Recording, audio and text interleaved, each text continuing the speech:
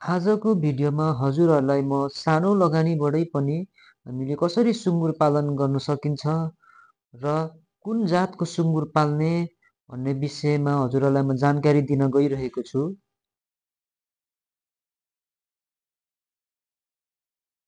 नमस्कार हजुर सबैजनालाई फेरि पनि म स्वागत गर्न चाहन्छु हजुरहरूलाई मेरो यो युट्युब च्यानलमा। मेरो च्यानललाई लाइक शेयर कमेन्ट अनि सब्सक्राइब गर्नुभएको होस्। म पनि यो च्यानलमा नयाँ छु, हजुरहरूको साथ र सहयोगको जरुरी छ मलाई। यो सुँगुर फर्ममा आएको छु, एउटा सानो सुँगुर फर्म छ यहाँनिर मेरो पछाडि। यो फर्मको चाहिँ म हजुरहरूलाई चाहिँ कसरी व्यवस्थापन गर्नुभएको छ यसको बारेमा म देखाउन गइरहेको छु हजुरहरूलाई। यो फर्म ठुलो त छैन तर सानै छ।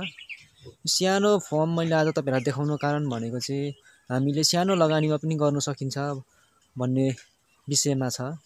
हामीले अब केही कुरा गर्नुभन्दा अगाडि हामीलाई पुँजी नै चाहिन्छ र पुँजी भनेको चाहिँ एकदमै अब हामीलाई चाहिँ धेरै नै चाहिन्छ। अब व्यवसायहरू गर्दाखेरि चाहिँ कसरी गर्न सकिन्छ सानो पुँजीबाट पनि हामीले सुरुवात र बिस्तारै त्यसलाई नै गर्दै ठुलो बनाउने व्यवसायहरूलाई चाहिँ यसको विषयमा चाहिँ म हजुरहरूलाई भन्नेछु र हजुरहरूलाई म नजिकबाट पनि देखाउने छु।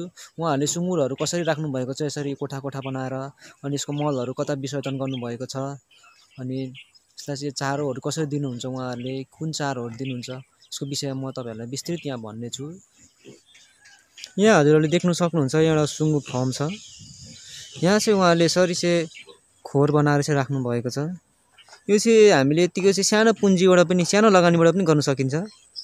हामी अब त्यो ठुलो फर्म खोलिराख्नु पर्दैन, यहाँहरूलाई यतिको गर्दा दर्ताहरू पनि गरिराख्नु पर्दैन। यो चाहिँ हजुरहरूले घर बसी पनि यसरी नै गर्न सक्नुहुन्छ। घर बसेको फ्री टाइमलाई चाहिँ तपाईहरुले सदुपयोग गर्न सक्नुहुन्छ र यतिको गर्नुभयो भने चाहिँ अब आफूलाई चाहिँ 1-2 पैसा खर्चको लागि चाहिँ हामीलाई दुःख हुँदैन, कसैसँग हात जोडिराख्नु पर्दैन। आफ्नो लागि खर्चहरू हामीले आफै पनि जुटाउन सक्छौँ र अहिले सुँगुरको मासुको माग पनि एकदमै भइरहेको छ। बजारमा चाहिँ एकदमै मासुहरू खपत भइरहेको छ बजारमा अहिले यसको चाहिँ प्रति केजी 550 छ बजारमा यसको प्रति किलो मासुको, र गाउँघरमा चाहिँ 500 रुपियाँ किलो छ। यसको चाहिँ राम्रो छ मासुको रेट पनि। अब हजुरहरूलाई म नजिकदेखि यो सुँगुरहरू म देखाउने छु, कसरी उहाँहरूले व्यवस्थापन गर्नुभएको छ। सुँगुर खोरमा सुँगुरहरूलाई कसरी राख्नु भएको छ यसको विषयमा म तपाईहरुलाई भन्नेछु विस्तृत रूपमा। म हजुरहरूलाई नजिकदेखि देखाउँदै छु। यहाँ चाहिँ सुँगुरहरू अहिले चारो खाएर बसेको छ। यिनीहरू चाहिँ म यहाँदेखि सुरुवात गर्न चाहन्छु। यहाँ चाहिँ अलिक सानो पाठाहरू रहेछ। यहाँ चाहिँ यसरी राख्नु भएको छ उहाँले पाठाहरूलाई।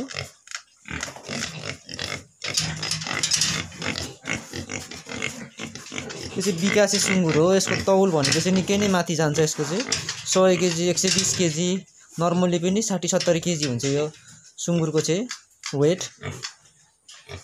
यो चाहिँ विभिन्न जातिको सुँगुर छ। त्यो सेतो खालके, यो कालो, यो अनि रातो, त यो सबै विकासे सुँगुर हो। यिनीहरूको वेट भनेको चाहिँ 120 केजी 90 केजी र नर्मल्ली पनि यिनीहरूको वेट भनेको चाहिँ 60 देखि 70 केजीसम्म हुन्छ यो सुँगुरको वेट भनेको चाहिँ। र यहाँ चाहिँ चारो खाने डुँड हो। यो चाहिँ चारो र पानी खाने डुँड। र यिनीहरूको मलहरू चाहिँ त्यो पालबाट चाहिँ बाहिर निस्किन्छ। यहाँ चाहिँ मोटरले हानिदिनुहुन्छ अनि त्यो चाहिँ पखालेर चाहिँ त्यो पालबाट चाहिँ बाहिर जान्छ यिनीहरूको त्यो चाहिँ मलहरू चाहिँ। बाहिर ट्याङ्कीहरू राख्नु भएको छ। म हजुरलाई देखाउँदैछु अहिले। त्यहाँ चाहिँ यो मलहरू चाहिँ त्यहाँ गएर चाहिँ जम्मा हुन्छ र त्यहाँ जम्मा भएको मलहरू चाहिँ हामीले सागसब्जीहरूमा, लसुन प्याजहरूमा हाल्यौँ भने एकदमै उपयुक्त, एकदमै राम्रो हुन्छ। यहाँ म यस्तै गरी अर्को देखाउने छु हजुरलाई। यहाँ चाहिँ ठुलो खालके छ। यहाँ ठुलो बिरहरू छ, बिर सुँगुरहरू यसरी चारो खाएर बसिरहेको छ। यसरी राख्नुभएको छ उहाँले। यो ठुलो छ। यो चाहिँ अब यो चाहिँ केही महिनामा चाहिँ मासुको लागि तयार हुन्छ र हाम्रोतिर चाहिँ मासुको माग पनि एकदम राम्रो छ र मार्केट पनि एकदम राम्रो छ मासुको चाहिँ, सुँगुरको मासुहरूको। यहाँ पनि त्यस्तै गरी नै यहाँ मलको व्यवस्थापन गर्नुलाई चाहिँ यसरी राख्नुभएको छ। यसरी सुँगुरको चाहिँ कोठा कोठा बनाएर चाहिँ यसरी यसको निम्ति चाहिँ हजुरहरूले सानो लगानीबाट पनि गर्न सकिन्छ। अनि यहाँ चाहिँ फेरि सानो पाठा छ, सानोहरू यहाँ तयार गर्नुभएको छ। यो बेच्दै जानुहुन्छ, यिनीहरू यहाँ नि अरू तयार गर्दै लानुहुन्छ उहाँहरूले। यसरी तयार गर्दै गर्नुहुन्छ यहाँ पनि। यसको पनि यस्तै गरी यहाँ चारो खाने यसरी डुँड छ। यसरी सानो लागतबाट पनि हामीले चाहिँ यसरी व्यवस्थापन गरेर राख्यौँ भने चाहिँ हामीले राम्रोसँग सुँगुरहरू पालन गर्न सकिन्छ। यसमा भनेको धेरै खर्च पनि लाग्दैन हजुरहरूलाई। यहाँनिर अहिले मसँग भनेको चाहिँ यहाँ एउटा, दुईटा, तीनटा र चारटा कोठा छ।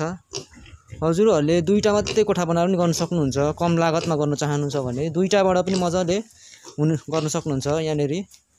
यहाँ फेरि त्यस्तै गरी अर्को पनि सानो दुईटा पाठाहरू छ। यो पनि मासुको लागि नै तयार गर्दै हुनुहुन्छ। त्यो बेचिसकेपछि यो तयार हुँदै गर्छ। यसको लागि यहाँ तयार गर्नुभएको छ उहाँले। यसरी बाहिरबाट यसरी ढोकाहरू बनाउनु भएको छ। यसको पनि त्यस्तै गरी नै छ सबै। यहाँनिर त्यो पानी खाने डुँड भयो, यहाँ चारो खाने यसरी डुँड भयो, यहाँ कड हालिदिनु भएको रहेछ। अघि पकाउनु भएको कडहरू, त्यहाँबाट मलहरू जान्छ यसको। हजुरहरूले पनि घर बसेर यसरी नै गर्न सक्नुहुन्छ। घरको फ्री टाइमलाई युटिलाइज गरेर सुँगुरहरू यसरी पालन गरेर सानो लगानीबाटै गर्न सकिन्छ यो चिजहरू चाहिँ। ठुलो फर्म हामीले खोल्यौँ भने ठुलो फर्ममा लगानी पनि धेरै लाग्छ र त्यहाँनिर अब डुब्यो भने पनि धेरै नै पैसा हाम्रो डुब्छ फर्महरूमा चाहिँ। हामीले यसरी सानोबाट गऱ्यौँ भने हामीलाई डुबे पनि डर हुँदैन। तर हामीले चाहिँ यतिको गर्दाखेरि चाहिँ हामीलाई घाटै चाहिँ हामीलाई हुँदैन सुँगुर पालनमा।